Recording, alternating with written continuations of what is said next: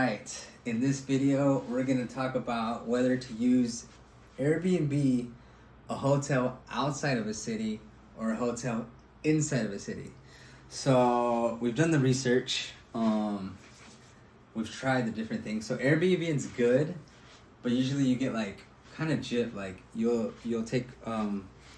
get like a good looking place, and then you go, and it doesn't look like what's supposed to. But it's good because if you want like 10, 15, 20 people, you can fit them there. It'll just be kind of like in a bad area, and the Airbnb won't look as good as it looks like on Airbnb. That's been our experience, my experience. So that's one. Good for big groups. Same price as a hotel. You don't get all the amenities and all the like parking, all that stuff.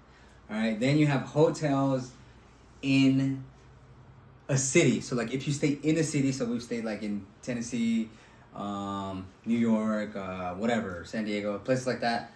It's nice, but the room is really small. And usually the room's a lot. Like I think it'll range from like $250 to $350 a night easily. So while it's good, while you're in town, it's just kind of costly, but you don't have to go anywhere. So you can get an Airbnb, you can walk places. It's really good. It's just really, it's pricey, and the room itself is small. It's not good for groups. You know, if a group went, you'd have to spend like $350 each in the hotel. So like it ends up being a lot of money. And then there's the option of where like you can stay in the city, but like in the outside area of the city. So like a suburb, not even a suburb, just like 10, 15 miles out, and usually you'll pay less, but then you got to drive everywhere. So actually there's no good solution. There's just what is right at the time. And so for this trip, we actually don't do this often. We either pick an Airbnb in the city or close to the city, or we pick a hotel in the city, but never a hotel that's close to the city. So quick tour, that's where we're at right now. And you get a big difference. So like, I want to show the room. So like this is $350 for 2 nights, right? Honestly, and it's like huge. So it's just me and my girlfriend. So like we came in, again, it's like 15 minutes from downtown Austin. But look, you get a whole ass couch, a whole ass living room. You get this middle shit. Under this, mind my French. Under this, there's a freaking bed thing. So like you could fit up to 4 people. On this side, you have a ridiculous amount of space for who's gonna do some work here, right? I don't know, but it's here. They got a phone for what? I don't know. You got your fridge for what have you. You got your dining bar area here, right? You got all this space.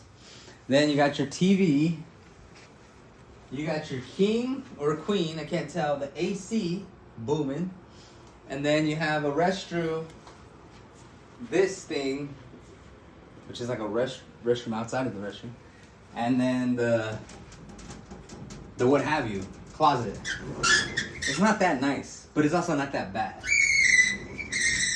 So like, I think if you're like, we drove here, so if you have a car, because we're from Houston, so like if you have a car and you can drive around to the city, that's good. Or if you're willing to Uber, that's good.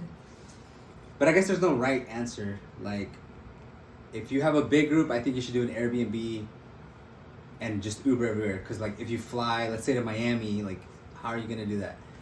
If you're just like a small group or like a couple or maybe 2 couples and you go to a city, like you can afford that. Or if you're like more lenient, like more like you're kind of just exploring anyways, you can do like a outside of a city thing. But yeah, so that's the review.